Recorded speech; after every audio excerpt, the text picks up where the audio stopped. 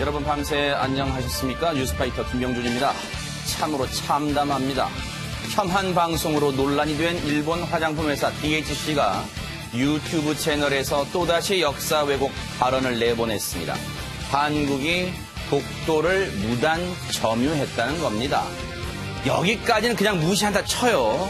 그런데 북한은 한미연합훈련을 핑계로 우리에게 겁먹은 개라는 표현까지 쓰고 있는데 정작 우리는 맞받아치지 못하고 있습니다.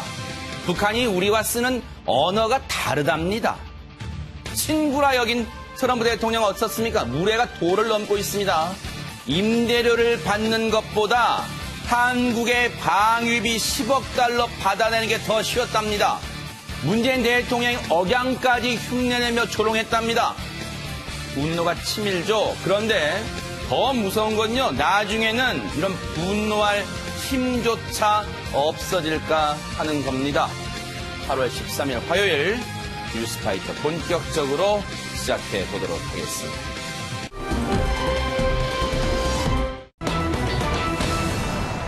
어쩌다가요, 이 장소가 이제 외국인들까지 만만하게 보는 장소로 변했습니다. 김기혁 아나운서. 예, 이번에도 금은방 절도 사건입니다.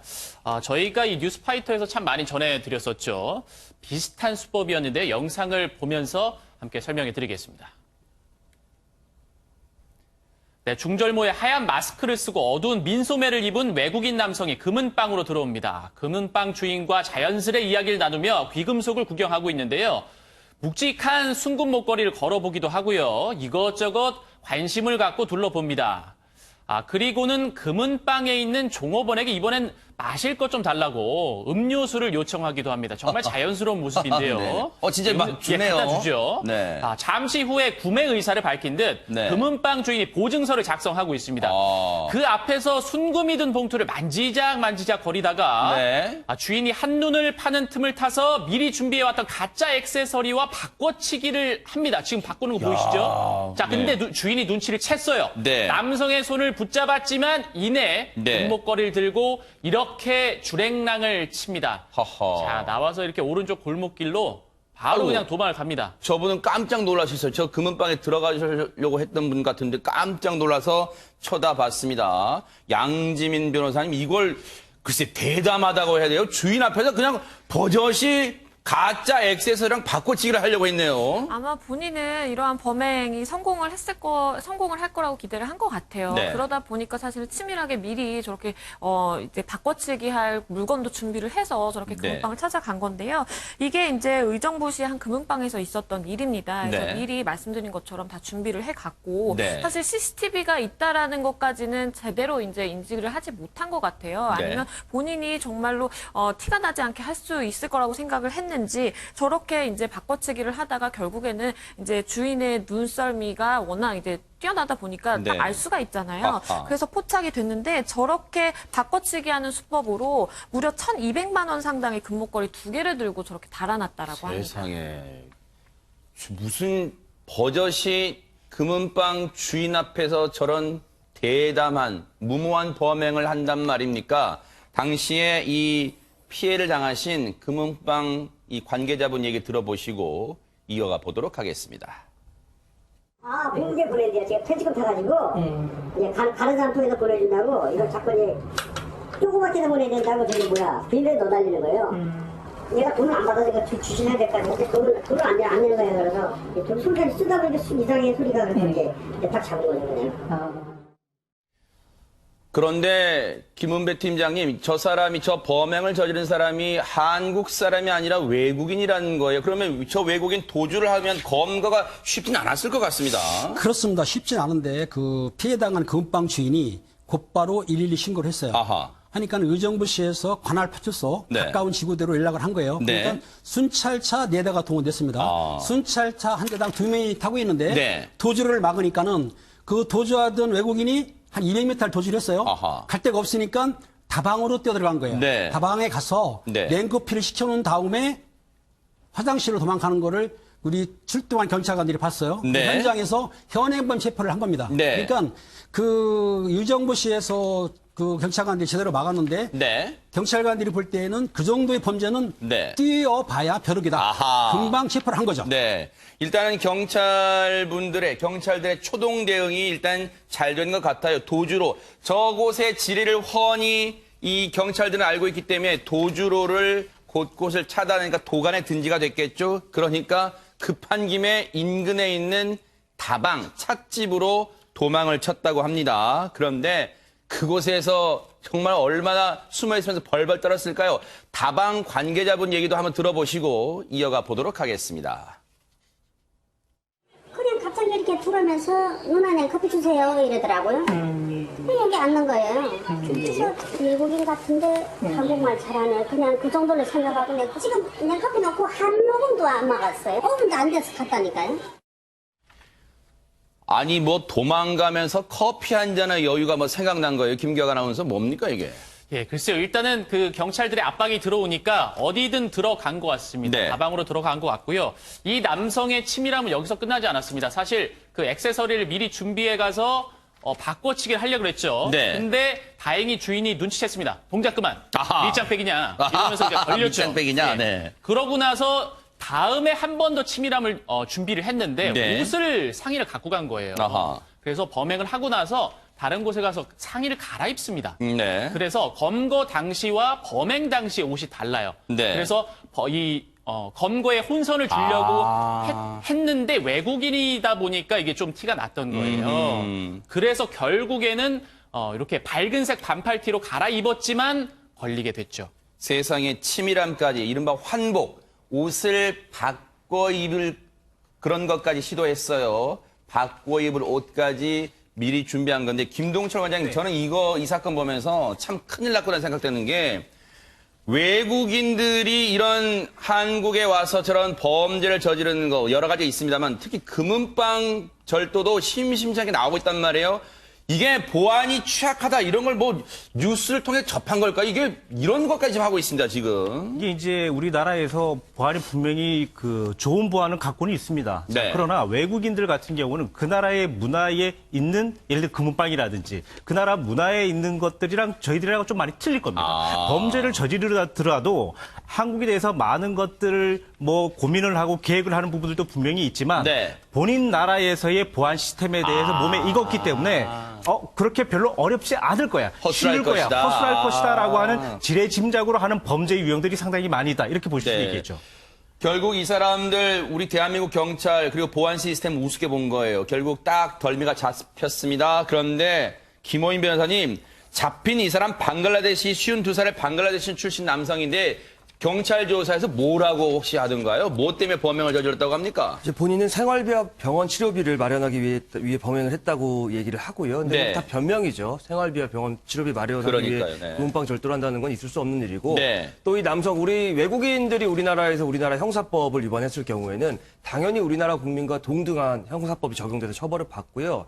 앵커님 아까 말씀하신 대로 그 원정 범죄만을 목적으로 들어오는 경우도 최근에 그 빈도가 늘어나고 있거든요. 근데 네. 그런 처벌에 대해서는 재판부가 우리 국민보다 낮게 네. 처벌하지 않으니까 그런 부분 걱정 안 하셔도 됩니다. 그러니까요. 정말로 우리 대한민국 경찰분들 이런 거 보면 참 든든하다 이런 생각도 해봅니다.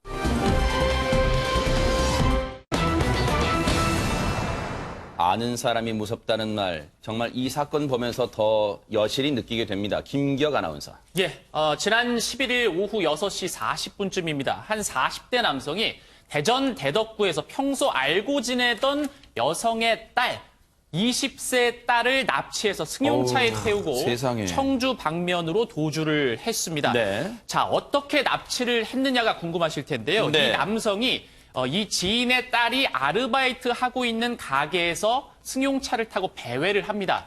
이 여성이 나올 때까지 기다렸던 거죠. 네. 이 딸이 화장실을 가기 위해서 잠깐 나왔는데 그때를 놓치지 않고 승용차에 강제로 이 여성을 태웠습니다. 세상에. 그래서 대전과 청주 일대를 거의 20시간 가까이 네. 감금을 하고 도주극을 펼쳤습니다. 세상에 이 납치된 분 본인도 정말 불안, 공포에 떨었겠지만 그 가족들은 얼마나 걱정이 심했을까요? 보세요. 저렇게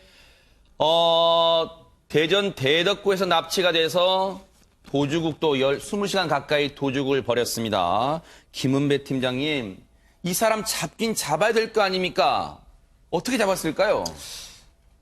이제 납치범이 20대 딸을 납치해서 도주를 했는데 다행히도 네. 20대 딸이 휴대폰으로 신고를 하게 된 거예요. 알려진 게 된 거예요. 네네. 그러니까는 대전 경찰청에서는 충북 경찰청으로 공조 협조를 했죠. 그러니까 충북 경찰청에서는 그 청주시랑 협동을 해가지고 헬기까지 띄웠어요. 헬기까지요? 헬기도 띄우고 순찰차를 동원했을 뿐더러 네. 또 이제 납치 사건이니까 혹시 목숨이 위할지 모르니까 특공대도 투입을 했습니다. 네. 그래서 추적을 했어요. 네. 차를 발견해서 한 1시간, 한 2시간까지 추적했는데 네. 농로로 도망가니까 바리케이트를 쳤는데 순찰차 있지 않습니까? 네. 순찰차를 앞으로 가로막으니까 그 납치범이 순찰차를 들이받은 거예요. 제 영화의 한 장면이네요. 그렇죠. 완전히 뭐 헐리우드 액션처럼 네. 영화의 한 장면이 된 거죠. 네.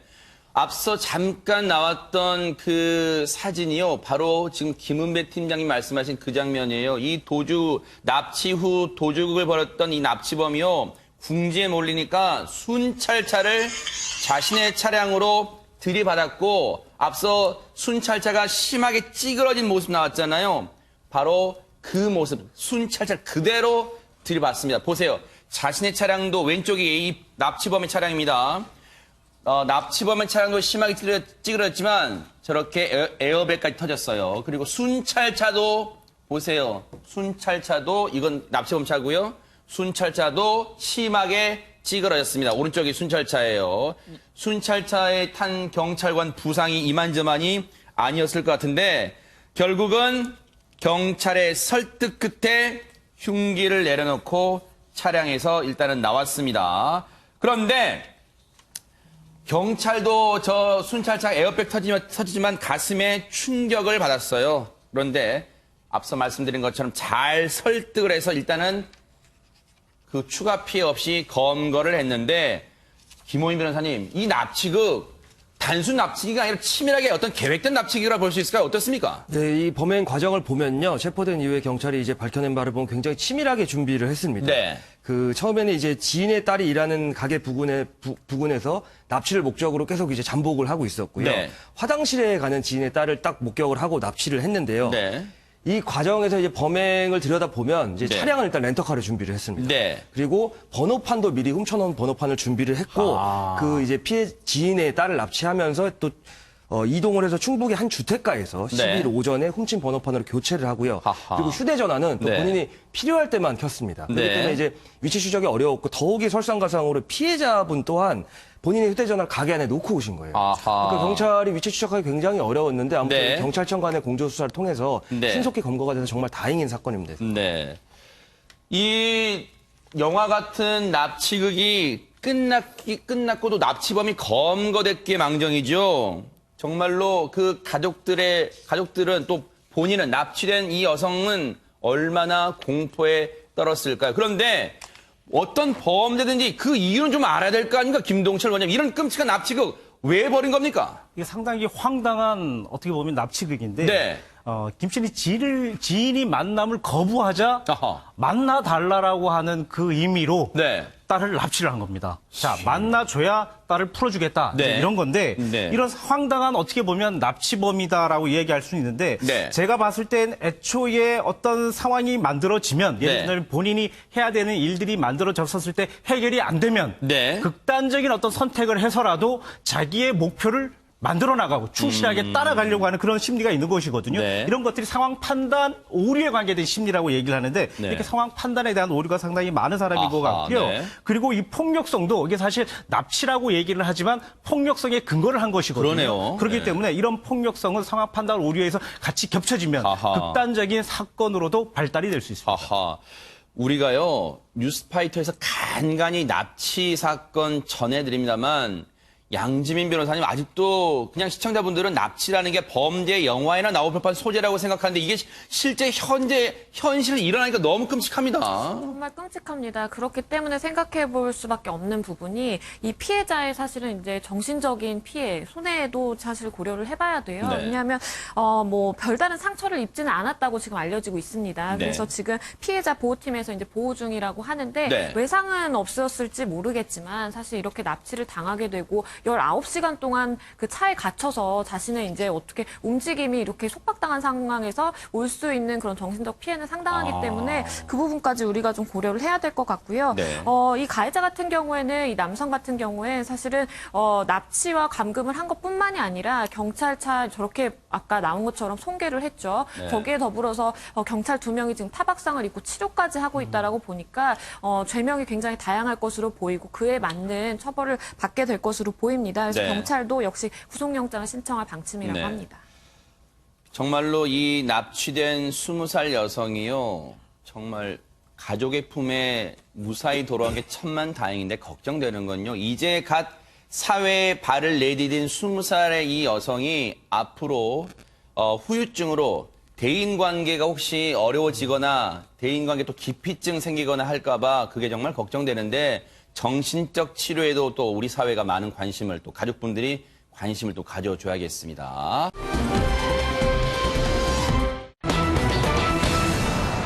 정말 우리 국민의 분노 지수가 어디까지 올라가는지 뭐 지금 시험하는 겁니까? 양지민 변호사님.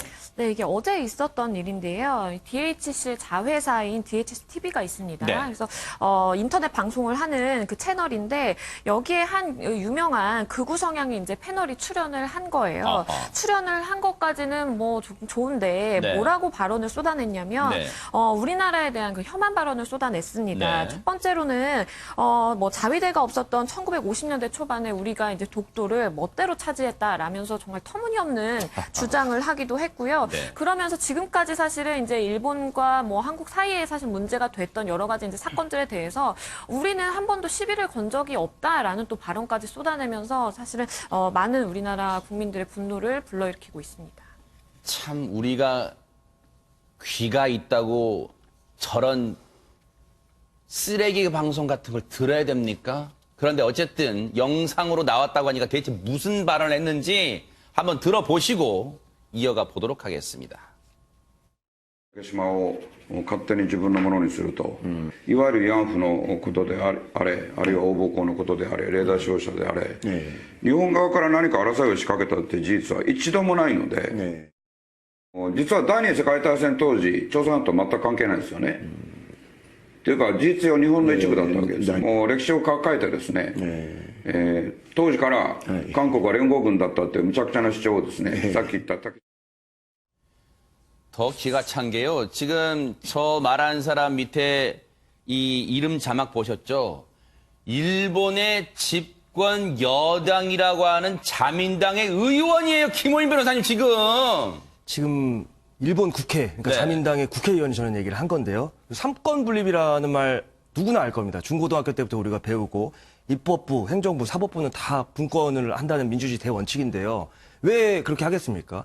이 정말 독재를 막기 위해서 동서양을 막론하고 수많은 그렇죠. 사람들의 피를 거쳐서 맞아요. 그 희생을 거쳐서 쌓아올린 민주주의 대원칙인데 네. 과거 군국주의 국가답게 민주주의 대원칙의 삼권 분립을 모르는 것 같습니다. 맞아요. 더 한 말을 들여다보면 무식해요, 진짜, 네. 그 대한민국 정부가 최근에 그 사법부에 일본의 강제징용에 대한 판결에 관여할 수 없다 당연한 겁니다. 행정부가 네. 사법부 판결에 관여할 수 없다는 발언에 대해서 대놓고 조롱을 합니다. 네. 한국 정부는 뭐 그 제대로 된 기조가 없다라고 하면서 전혀 논리에 맞지 않는 억지 주장을 하고 네. 여기에 더 전혀 있지 않는 사실관계인 뭘까요? 일본의 한국에 대한 화이트리스트 제외 발표를 막기 위해서 한국이 거액을 돈을 들여서 로비스트를 고용해서 미국 정부의 중재 로비를 했다. 참. 나는 정말 아니 그냥 웃기지도 않는 얘기를 그러니까요. 하니까 정말 이 뉴스를 전해드리는 게 뭐 전해드릴 저희가 의무가 있어서 하는데 이게 네. 가당키나 한 말인지 그러니까요. 그런 생각이 듭니다. 콧방귀도 안 나요. 그 흔한 콧방귀도 안 나옵니다. 그런데 사실 DHC TV라는 데에 그 극우 성향 패널들이 나와서 발언한 게 이게 처음이 아니었어요. 그 전에도 논란됐던 발언, 그 방송 한번 보시고 이어가 보도록 하겠습니다. 朝鮮人はですね、全部こう漢文やったんですよ。こういう場所は東京の印刷で教科書を作ってそれを広めたんです。でさあその前にですねハングルを統一してこの文字はこれにしましょうこれはこれにしましょう日本人が本を統一してあーとか言って私が立ち上がってチンチンを出してもええのかって話ですね。ダメですよね当然。 글쎄요.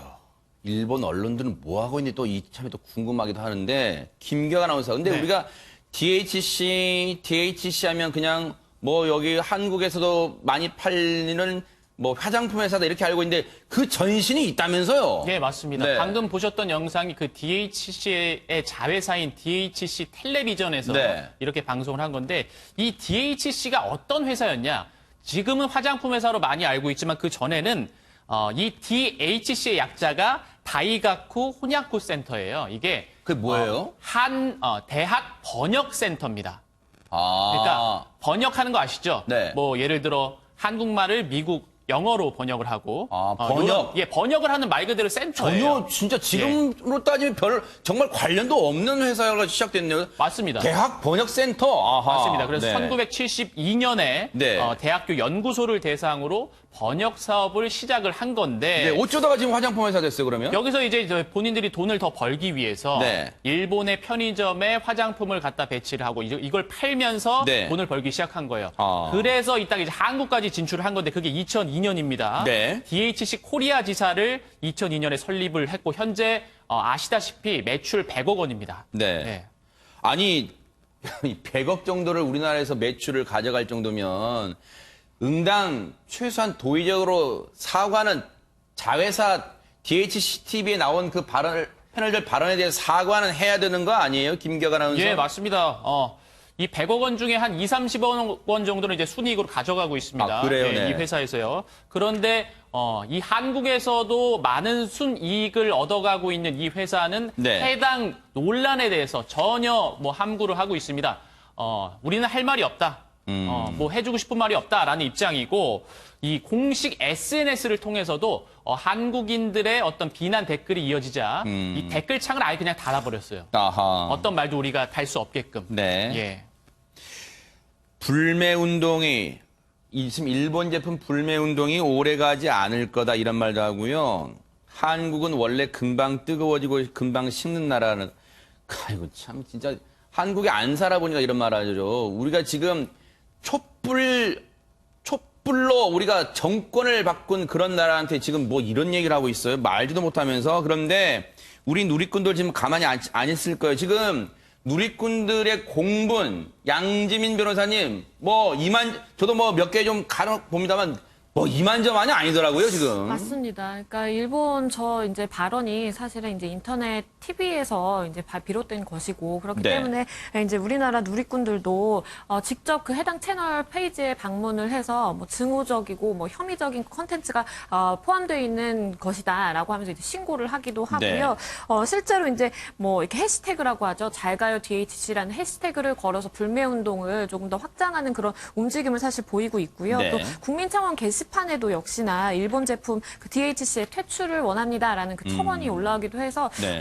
이러한 사실은 이제 불매 운동이 일본 측에서는 뭐 금방 식을 것이다라고는 하지만 사실 그렇지는 않을 것으로 보입니다. 실제 김호인 변호사님, 실제로 DHC 불매 운동 벌이자라는 구호로 끝나는 거예요? 아니면 실제로 DHCF 불매 운동으로 번지고 있어요? 어떻습니까? 실제로 지금 불매 운동으로 번지고 있고요. 그래요? 지금 일본의 대표적인 제조기업들에 대한 불매 운동이 전국적으로 확산됐지 않았습니까? 네. 그래서 진짜 일본 그 대표적인 의류 매장에 가보면 네. 진짜 손님보다 점원 수가 더 많아요, 요즘. 그 정도예요? 실제 현상이 그렇게 있고, 그러니까 우리 누리꾼들이 그 인터넷을 보면 들어가는 사람 감시한다 하는 이제 자발적인 글들이 있을 그래요? 만큼 그 정도예요? 네. 정말 퍼지고 있고, 이 DHC 화장품 같은 경우도 매출이 100억이고 나름의 저희가 소비층이 있었는데 사실 이번을 계기로 한국 땅에 더 이상 있기 힘들 것 같고, 사실 요즘에 K-팝뿐만 아니라 K-뷰티라고 해서 한국 맞아요. 화장품이 전 세계적으로 그렇죠, 굉장히 그렇죠. 인기가 많거든요. 네. 그러던 와중에 겨우 발을 붙이고 있던 상황인데 이번 기회에 아마 우리 국민들이 제대로 된 네.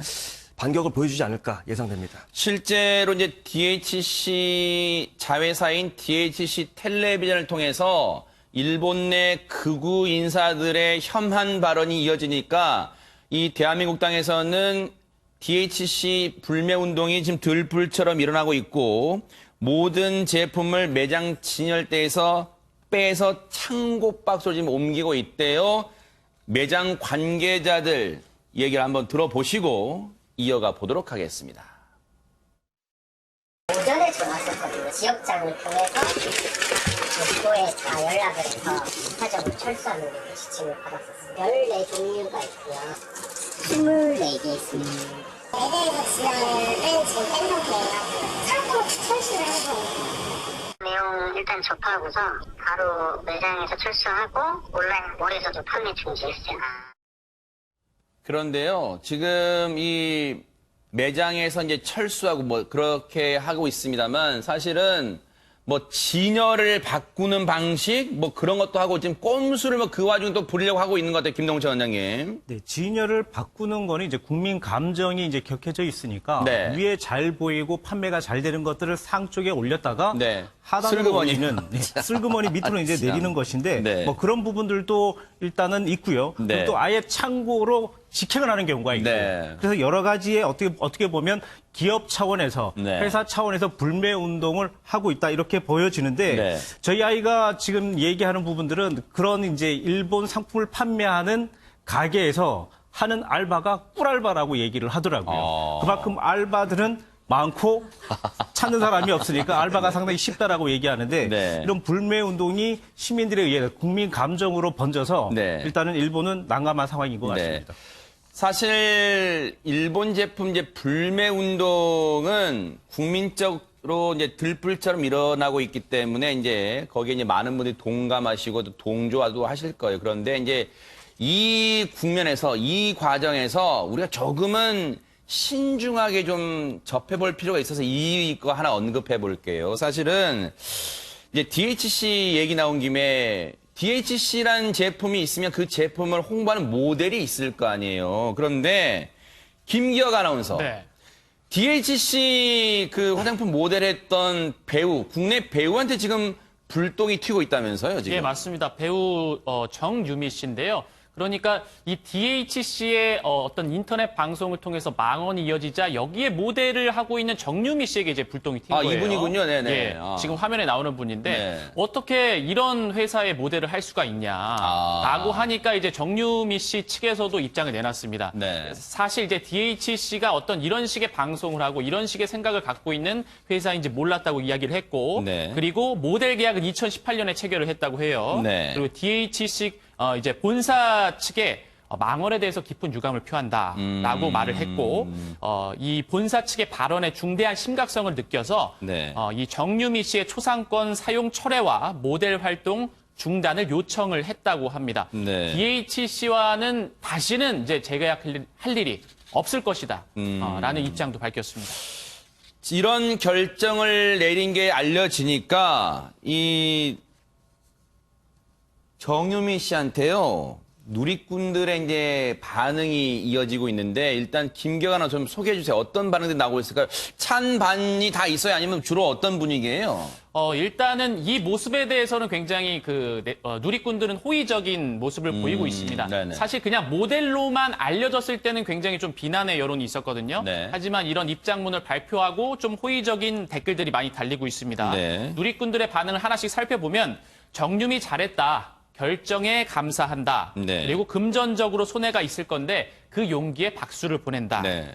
근래 보기 드문 이성적인 주관을 가진 대중 연예인에게 응원의 박수를 보낸다. 멋지다. 뭐 앞으로 승승장구하길 바란다. 네. 이런 반응을 보이고 있습니다. 이제 걱정되는 게 앞서 제가 잠시 언급했습니다만 김원 변호사님, 사실은 DHC 말고도 이미 이제 그 일본의 경제보복 조치 이루어지기 훨씬 전부터 국내에 들어와 있는 일본 제품, 주로 화장품, 의류 이런 제품이 많은데 거기에 광고 모델로 섰던 그런 배우들, 혹시 그런 사람들에게까지 불똥이 확산되는 걸까요? 이거 어떻게 봐야 될까요? 지금 이제 그런 부분에 대한 조심스러운 이제 얘기들이 나오고 있는데요. 네. 사실은 이 여러 일본 기업들이 들어와 있습니다. 근데 모든 일본 기업의 광고 모델에 대해서 이렇게 맹목적인 비난이 가해지고 있는 것 같지는 않고요. 지금 DHC나 유니클로처럼 정말 터무니없는 망언을 한 기업들의 그 광고 모델들에 대한 얘기들이 나오고 있고, 사실 뭐 이 광고 모델들도 그 망언이 있기 전에 광고 계약을 체결한 거기 때문에 그렇죠, 네. 자발적으로 지금 정유미 씨처럼 스스로 광고 계약 해지하겠다라는 건 정말 대단한 용기고 네. 그 국민들이 찬사를 보낼 만한 일입니다. 그리고 네. 나머지 그리고 배우들, 연예인들도 지금 네. 향후에는 일본 기업에 대해서 광고 모델 계약을 체결하지 않겠다는 입장을 밝히신 분들도 많고요. 네. 그런 부분에 있어서 좀 유명 연예인들이 앞장서서 움직여 주셨으면 좋을 것 같습니다. 네. 그런데 이제 그 사실은 정유미 씨가 쉽지 않은 용기, 결정 이런 걸 한 것 같아요. 양지민 변호사님. 그런데 이제 이거 궁금하더라고. 지금 그 DHC 화장품하고 계약 기간이 남아있는 걸로 지금 전해지고 있더라고요. 언론 보도가. 그러면 중간에 정유미 씨 측이 나 이제 그만하겠습니다. 중단하겠습니다. 라고 하게 되면 위약금 혹시 물어줘야 되는 겁니까? 어떻습니까? 사실은 계약 중단을 아무런 이유 없이 이제 선언을 한다라고 하면 그에 맞는 이제 위약금을 이제 지급을 해야 되는 것이 맞습니다. 근데 이번 사태 같은 경우에는 워낙 지금 국민 감정이 안 좋은 상황이고 사실은 DHC 본사 측이 그러한 행위를 자초한 것이기 때문에 충분히 양 당사자가 원만하게 해결할 수 있는 상황이라고 저는 판단이 되고요. 일반적으로 사실 모델이 이렇게 회사에 계약 해지를 청구하는 경우는 굉장히 드뭅니다. 그러니까요. 보통 회사가 모델이 뭔가 이제 행동을 잘못한 것을 이유로 그것을 이유로 해서 계약을 이제 중단하는 것이 일반적인데 지금 반대 상황이거든요. 그래서 DHC 코리아와 정유미 씨 간의 사실은 계약 관계는 충분히 양 당사자가 이러한 상황을 고려하면 원만하게 해결할 수 있을 것이라고 보이는데 이제 DHC 코리아와 본사 간의 문제가 또 남아있다라고 생각을 합니다. 왜냐하면 그러니까요. 사실 DHC 코리아가 어떠한 행위를 한 것이 아니라 그 본사 측에서 이러한 잘못된 그렇죠. 행위를 한 것이기 때문에 그 부분에 대한 또 민사적인 책임은 남아있다고 그러네요. 봅니다. 네. 어쨌든 중요한 건 이 극일 정신, 우리가 일본을 이기자는 정신을 강조하는 건 중요합니다. 그런데 그 과정에서 혹시라도 조금 전에 정유미 씨 경우처럼 엉뚱하게 불똥이 튀어서 그쪽에 광고 모델을 했다는 이유만으로 그냥 도매금으로 비난받는 일은 없사겠다. 이런 생각도 우리가 또 구분을 해서 대응을 하는 것도 필요해 보인다. 이런 생각도 해봅니다.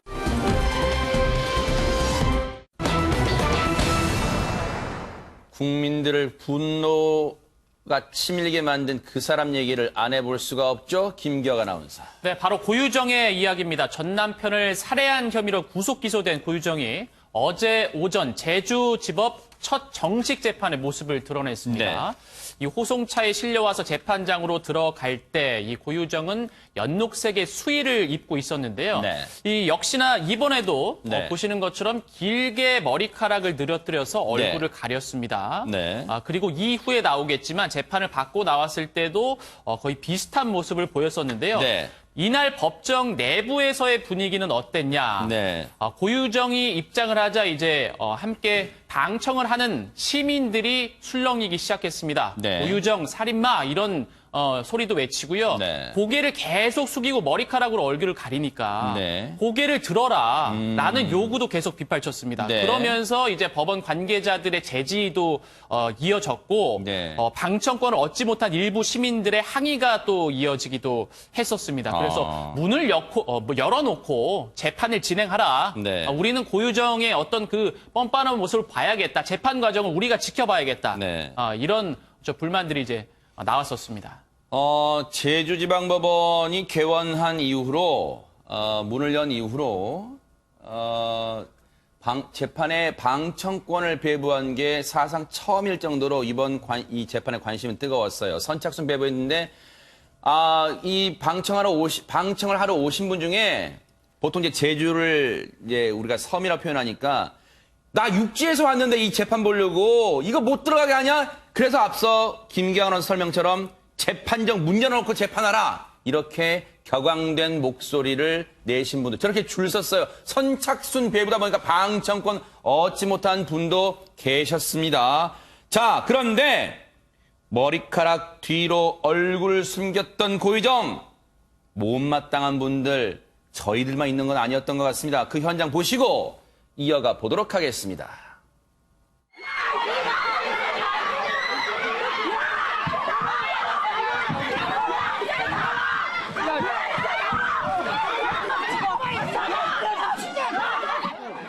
이렇게 생각하면 되냐? 그게 아니지. 지금 시신도 못 잡고 있어. 왜 이리? 지 혼자 살아보겠다고 발악하는 전벌 받을 거야! 어디 엄마 코스프레! 어디 아이를 무기로! 전벌 받을 거야, 고유정! 사랑해라! 사랑해라! 사랑해라! 격앙됐어요. 저거는 아마 거의 모든 국민의 마음일 거예요. 김기혁 아나운서. 재판 내내 일단 그 함께 방청한 시민들이 더 화가 났던 거는 재판 내부에서도 계속 고개를 밑으로 떨구고 머리카락으로 얼굴을 가리고 있었어요. 네. 그래서 방청석 쪽에서는 고유정의 얼굴을 거의 볼 수가 없었습니다.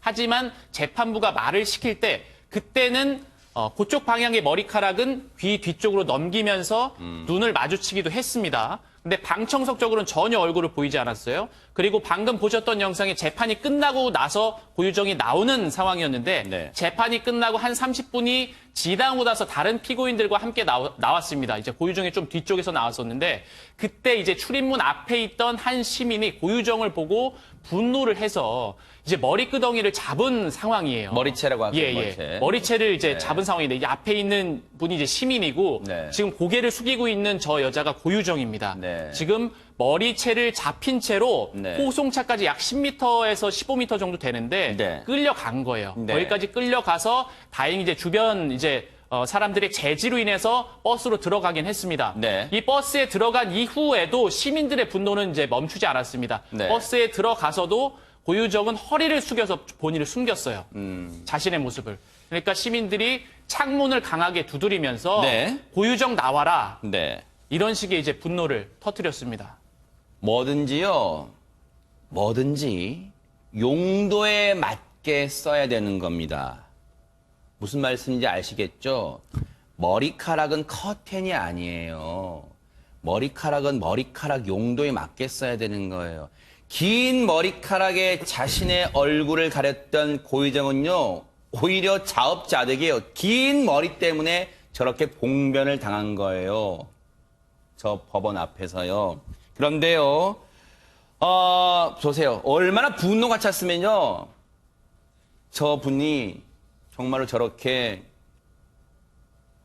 저 고유정이 저런 행동을 가했을까요? 물론 저 행동이 잘했다고 뉴스파이터 부추기는 거 아니에요. 저 마음을 많은 분들이 공감하지 않으실까 하는 마음에 말씀드리는 거예요. 그런데 자, 이렇게 온 국민의 공분을 사고 있는 고유정. 그런데 재판 과정에서는 첫 변론부터 논란에 이르렀다면서요, 양재미 변호사님. 맞습니다. 저렇게 시민들이 분노하는 이유 중에 하나가 사실은 첫 변론에서 나온 다양한 진술들 때문인데요. 네. 고유정 측 변호인이 주장한 내용이 문제가 됐습니다. 뭐라 그랬냐면요. 피해자가 평소에 결혼 생활을 유지하던 그 중에 비정상적인 성욕의 행위가 있었다라고 지금 진술을 한 건데요. 네. 사실은 이제 이 모든 상황을 피해자의 책임으로 돌리는 발언이라고 볼 수가 있겠죠. 그러면서 고유정이 그동안 이제 결혼 생활을 유지했었을 당시에 피해자의 그러한 비정상적인 그 관계 요구에 다 응했었다라는 얘기까지 하면서 거기에 더불어서 조금 이해되지 않는 발언까지 하는데요. 그동안 경찰과 검찰에서의 왜곡된 정보가 세상에 알려져서 진실이 가려졌다라는 얘기를 합니다. 그래서 도무지 뭐가 진실이고 어떤 부분이 왜곡되어 있는지 부분이 사실은 선뜻 이해가 되지 않는 발언입니다. 짚어볼게요. 고유정 측 변호사가 조금 전 양지민 변호사님 말씀처럼 피해자는 고유정의 전 남편이겠죠. 무참히 살해된 피해자는 비정상적 성욕자였다. 고유정은 피해자의 성관계 요구를 거절한 적이 없다. 피해자는 비정상적 관계 요구에 고유정은 사회생활을 하는 전 남편을 배려했다. 아니, 김은배 팀장님, 그러면 이 얘기를 고지고대로 들어보면 지금 이 사건의 시작이 결국 전 남편 때문이라고 지금 돌리는 거예요? 지금 고유정 측 변호사와 교정 측은 일단은 우발적 살인, 그리고 또 거기 플러스해서 내가 정당방위, 쉽게 얘기해서 성폭행을 하려는 걸 방어하기 위해서 살인했다고 정당성을 정하고 있는 건데, 아까 앵커니 말씀하신 대로 말도 안 되는 얘기인데요. 네. 일단은 그 면접 근성권 때문에 만났는데 만났을 때 아마 그 스킨십을 유도했다고 또 주장을 했어요. 그리고 나서 이제 펜션에 들어왔을 때 수박을 이제 아들이 달라고 하니까 수박을 네. 자르는데 아들은 게임하고 있었어요. 네. 그때 싱크대에 있을 때 뒤에 뭘 만지면서 성폭행을 하려 했다. 지금 고유정 측의 주장이잖아요. 네. 그러니까는 그 주장은 그렇습니다. 아무튼 그 고유정이가 싱크대에 있을 때 뒷모습을 보니까 옛날 생각이 떠올랐다. 그 뒷모습 보니까 옛날 과거 생각이 났고 자기하고 네. 옛날에 그 성관계했던 생각이 떠오르니까 네. 성폭행을 시도했기 때문에 자기가 우발적으로 즉 네. 성폭행을 막기 위해서 했다는 것을 저변에 깔아놓고 나서 말하는 거죠. 그러니까 중요한 거는 내가 살인한 거는 인정하지만 네. 그 한 것이 상대편, 즉 전 남편이 성폭행을 하려 했기 때문에 내가 어쩔 수 없이 살인했다는 것을 전반전에 깔고 변명으로 일관하는 거죠. 우리가 예상했지만요. 실제로 이런 주장을 펼치면서 김호인 변호사님 증거까지 들이밀었다면서요. 고유정이 이렇게 하는 행위를 보면은 변호인 선임되어 있는 시기를 떠나서 굉장히 치밀하게 이 사건을 준비한 것으로 보여요.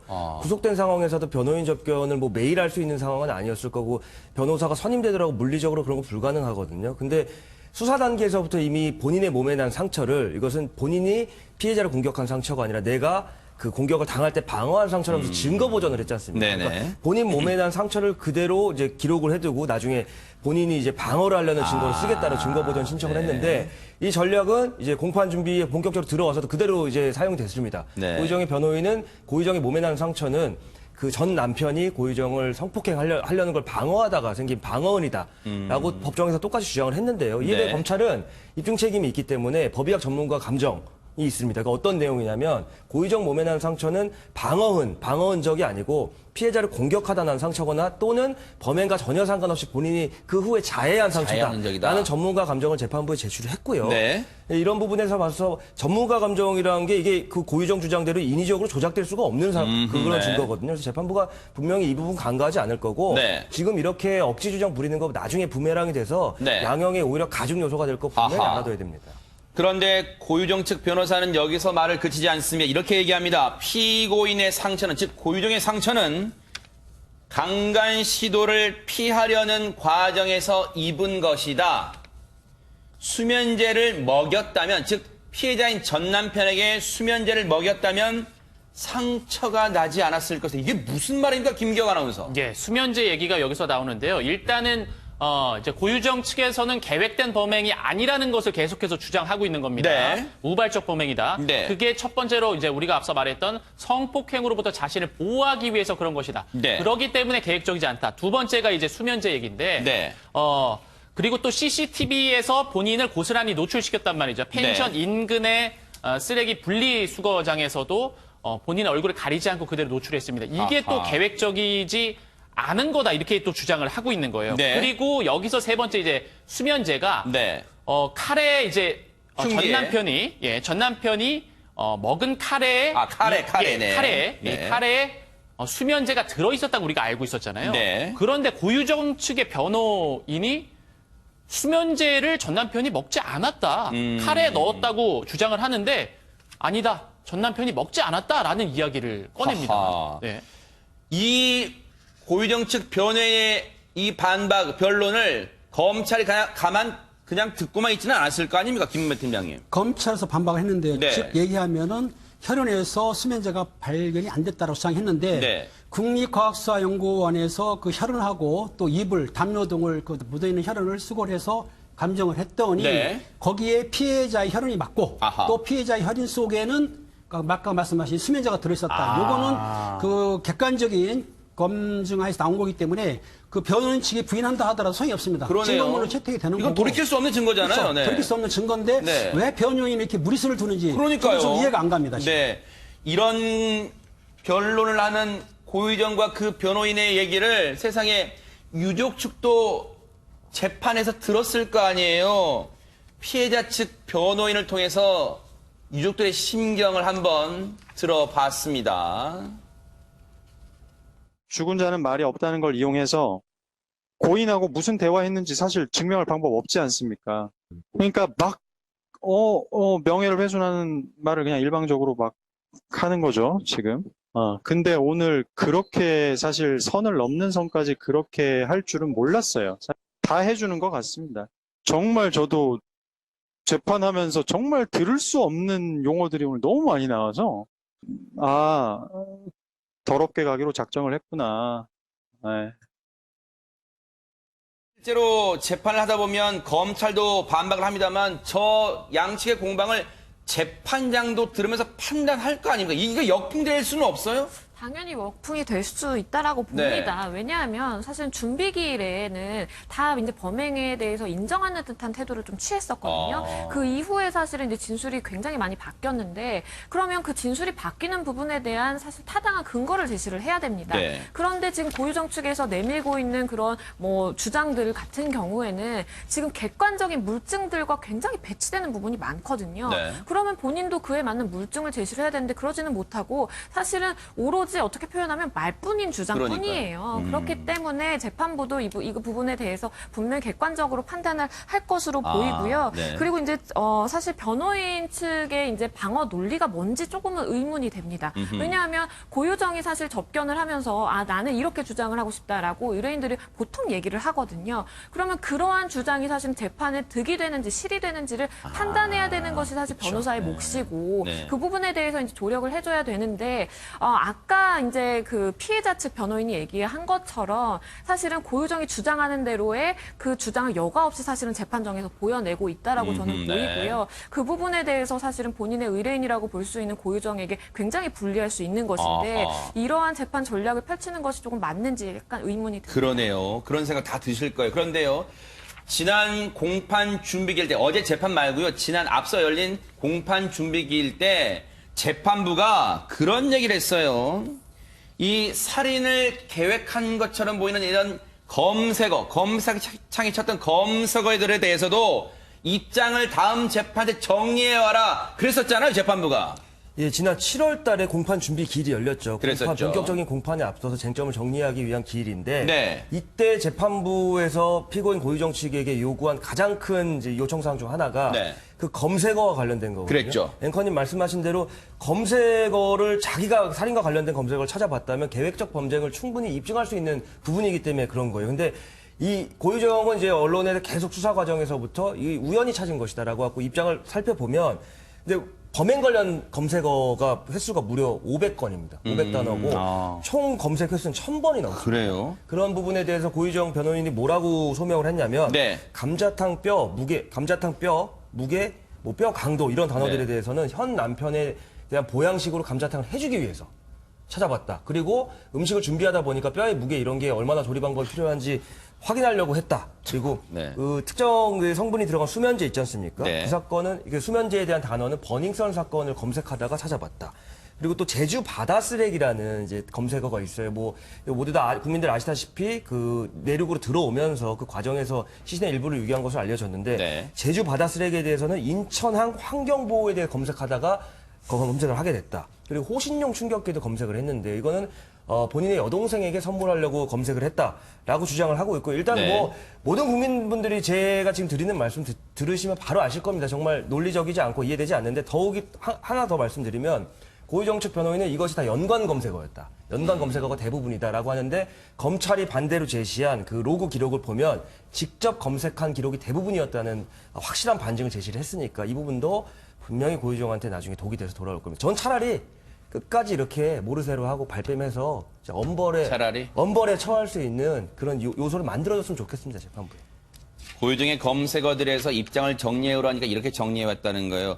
감자탕, 뼈 무게, 뼈 강도에 대해서 검색한 이유가 뭡니까? 물어봤더니 현 남편 보양식을 찾다가요.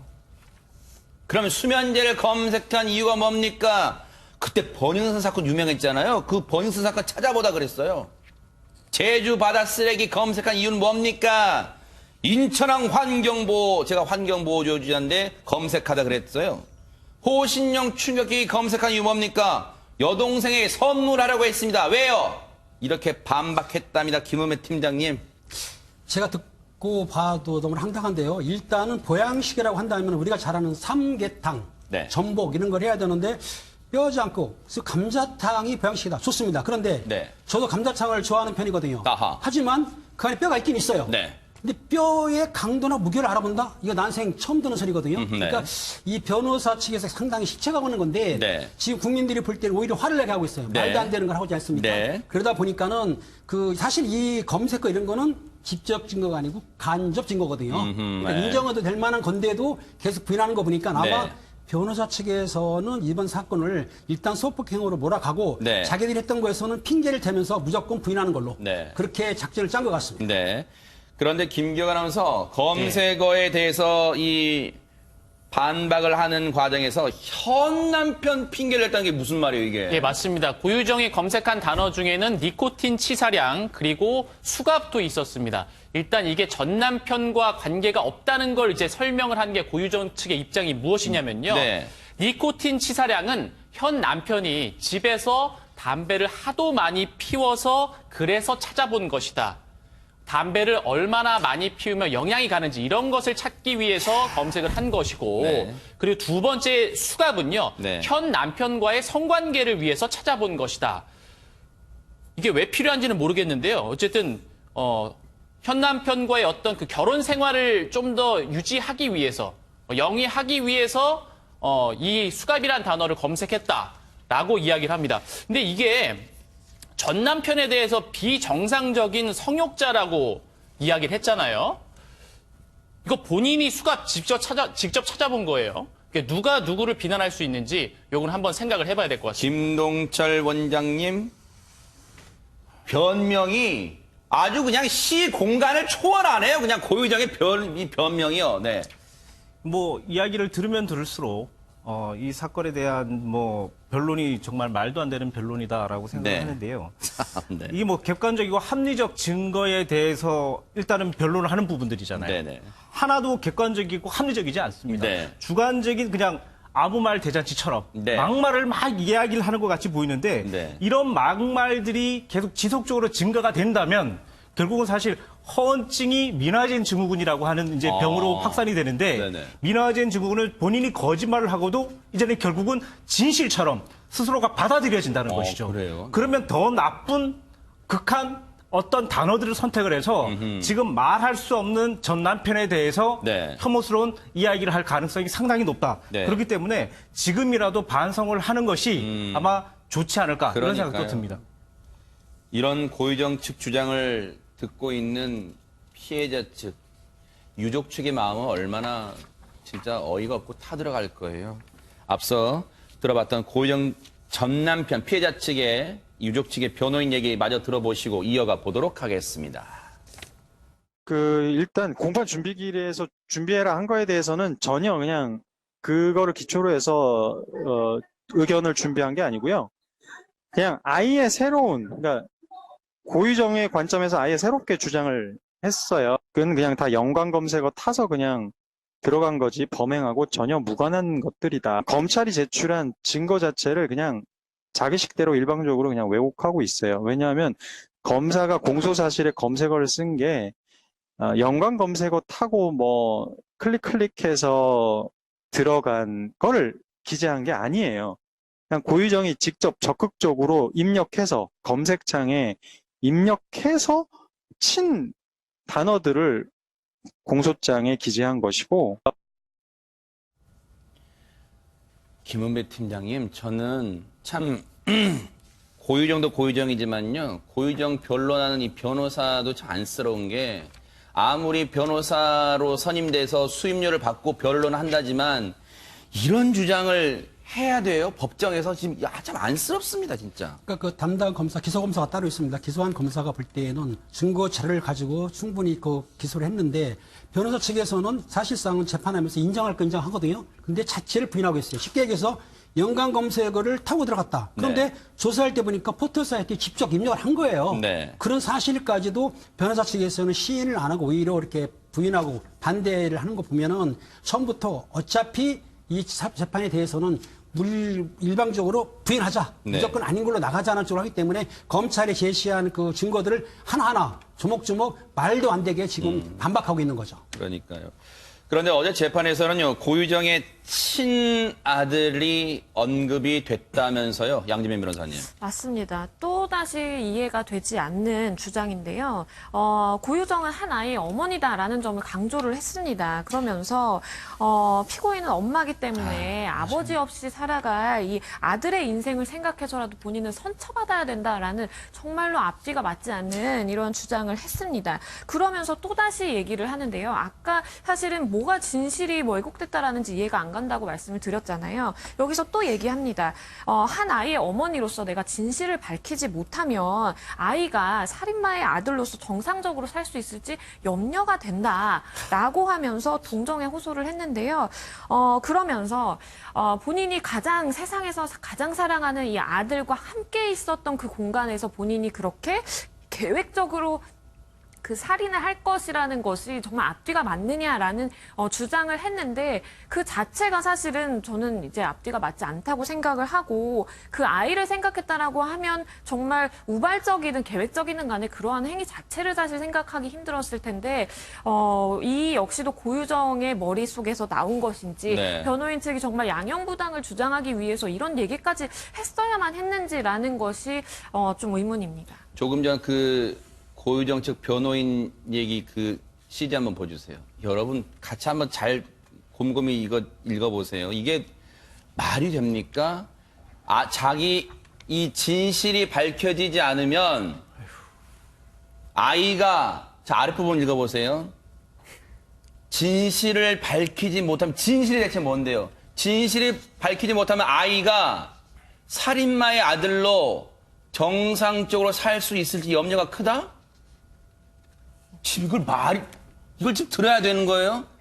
지금 이걸 듣고 유족 측은 정말 말로 표현할 수 없을 감정을 느꼈을 거예요. 마저 유족 측 변호인 얘기 마저 들어보시고 이어가 보도록 하겠습니다.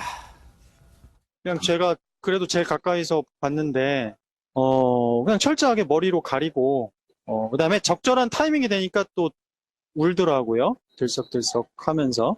그런 거, 잘하는구나. 법정에서도 많이 격앙이 되셨었어요. 방청객 분들이. 왜냐하면은 전혀 예상과 달리 너무 센 얘기들을 해서 굉장히 법정이 격앙됐었습니다. 성욕에 불타서 그냥 아들 있는 데서 막 전 부인을 그렇게 막 건들려고 한 사람으로 만들어 버리니 얼마나 화가 나셨겠습니까? 유족 측 변호인의 마지막 얘기가 정말 우리한테 또 한 번 분노를 느끼게 해주네요. 이렇게 피해자한테 용서를 구해도 유족들한테 용서를 구해도 모자랄 판에 그렇게 만들어버려요. 당시 재판을 보신 방청객들의 분노도 걷잡을 수 없이 커졌을 것 같습니다. 김기혁 아나운서. 예, 이 발언을 듣고 나서 방청석에서도 온갖 야유가 쏟아졌습니다.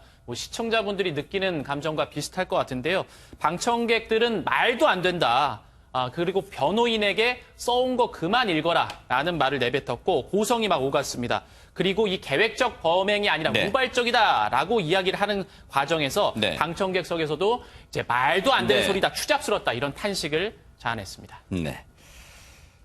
오죽하면 재판장이 또 제지를 하기도 했어요. 그만큼 이 논리는 뭐 이미 떠났죠. 말도 안 되는 소리를 내뱉고 있습니다. 다음 재판은 9월 1일입니다. 어떤 논리를 또 갖고 올지 뉴스파이터가 따라붙어 보도록 하겠습니다.